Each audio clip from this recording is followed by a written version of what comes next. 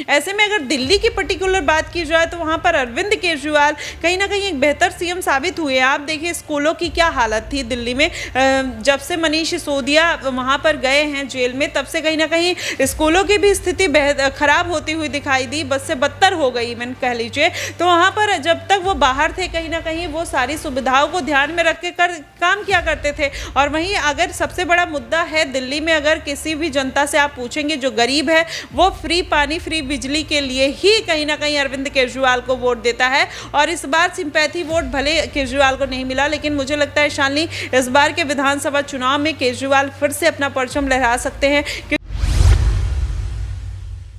नमस्कार, मैं शालिनी और आप देख रहे हैं नेक्स्ट 9 न्यूज़।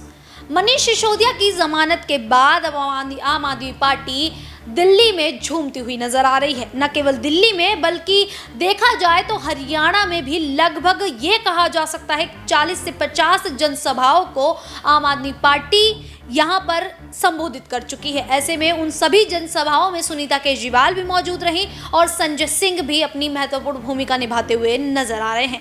लेकिन मनीष सिसोदिया की बात की जाए तो जेल से बाहर आते ही यानी कि तीसरे दिन ही आम आदमी पार्टी की जो कमान है उन्होंने अपने हाथों में ले ली और लगातार बैठक करते हुए नजर आ रहे हैं। जी हाँ, आपको बता दें कि अभी हाल फिलहाल में एक बैठक हुई जिसमें यह नतीजा निकाला गया कि मनीष सिसोदिया जो हैं वो एक बार फिर से अपने उप मुख्यमंत्री के पद पर बहाल होते नजर आएंगे। लेकिन सवाल एक ये भी है कि क्या उप मुख्यमंत्री या फिर मुख्यमंत्री, क्योंकि अरविंद केजरीवाल की ओर से सूत्रों के हवाले से ये खबर सामने आ रही है कि मनीष सिसोदिया मुख्यमंत्री की जिम्मेदारी संभालते हुए मुख्यमंत्री के पद पर विराजमान होते हुए भी नजर आ सकते हैं, क्योंकि अरविंद केजरीवाल अभी तिहाड़ जेल में ही बंद हैं और उनका जेल से बाहर आना अभी इतना जल्दी आसान तो नहीं लग रहा है, क्योंकि सीबीआई ने चार्जशीट दाखिल कर दी है। ईडी मामले में अरविंद केजरीवाल को राहत मिल चुकी है, लेकिन सीबीआई का मामला उलझता हुआ नजर आ रहा है। ऐसे में अब मनीष सिसोदिया आखिरकार आम आदमी पार्टी को मजबूत करने के लिए क्या कुछ करते नजर आएंगे, ये तो देखने वाला ही होगा। लेकिन क्या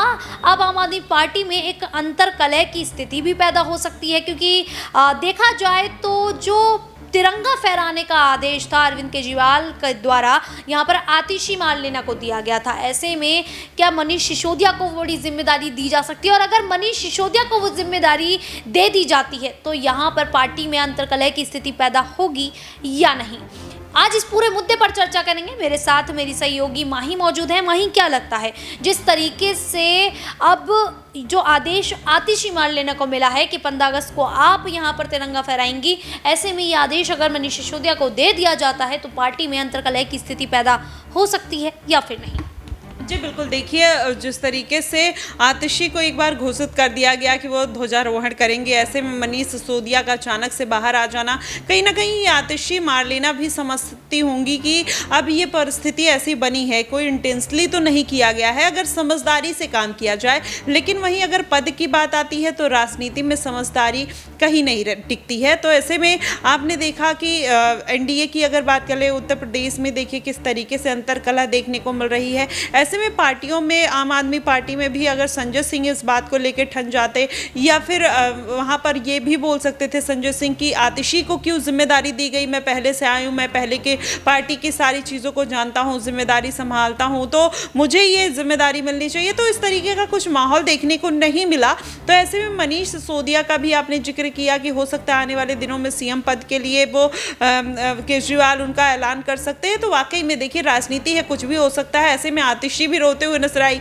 स्टेज पर जाती हैं और कहती हैं कि हमारे शिक्षा मंत्री को जेल में डाल दिया गया, उनके साथ इतना बुरा व्यवहार किया गया। तो ऐसे में लग रहा है कि आतिशी को इस बात का कोई मलाल नहीं है। हाँ, उनकी गैर मौजूदगी में अगर देखा जाए तो वो ध्वजारोहण करने वाली थी, लेकिन ऐसे में मनीष सिसोदिया का बाहर आ जाना, पार्टी की कमान संभाल लेना, मुझे नहीं लगता कि आतिशी को इससे कोई प्रॉब्लम होने वाली है। शालिनी, बिल्कुल, ऐसे में देखना तो होगा कि प्रॉब्लम होगी या नहीं, क्योंकि उत्तर प्रदेश में अगर भारतीय जनता पार्टी की बात की जाए तो केशव प्रसाद मौर्य लगातार सीएम योगी आदित्यनाथ की मुश्किलें बढ़ा रहे हैं। क्या ऐसे में आम आदमी पार्टी में भी इसी तरह की स्थिति जो है वो पैदा होती नजर आएगी, ये देखना होगा।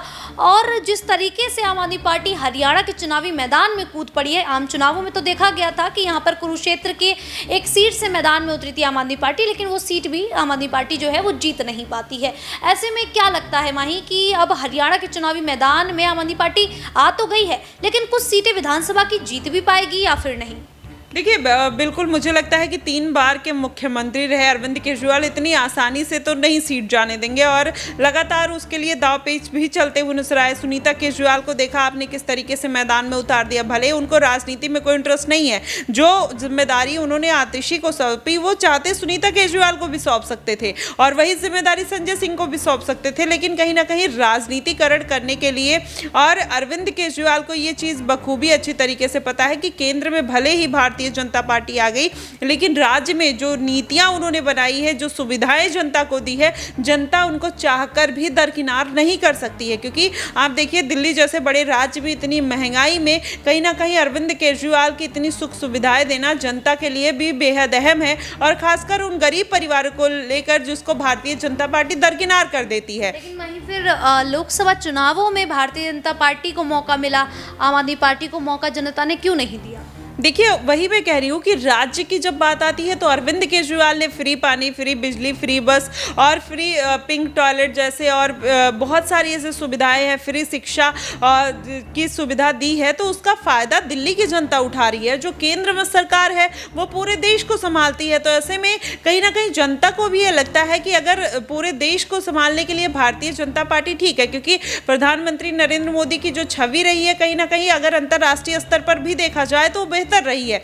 ऐसे में अगर दिल्ली की पर्टिकुलर बात की जाए तो वहां पर अरविंद केजरीवाल कहीं ना कहीं एक बेहतर सीएम साबित हुए। आप देखिए स्कूलों की क्या हालत थी दिल्ली में, जब से मनीष सिसोदिया वहां पर गए हैं जेल में तब से कहीं ना कहीं स्कूलों की भी स्थिति खराब होती हुई दिखाई दी, बस से बदतर हो गई मैंने कह लीजिए।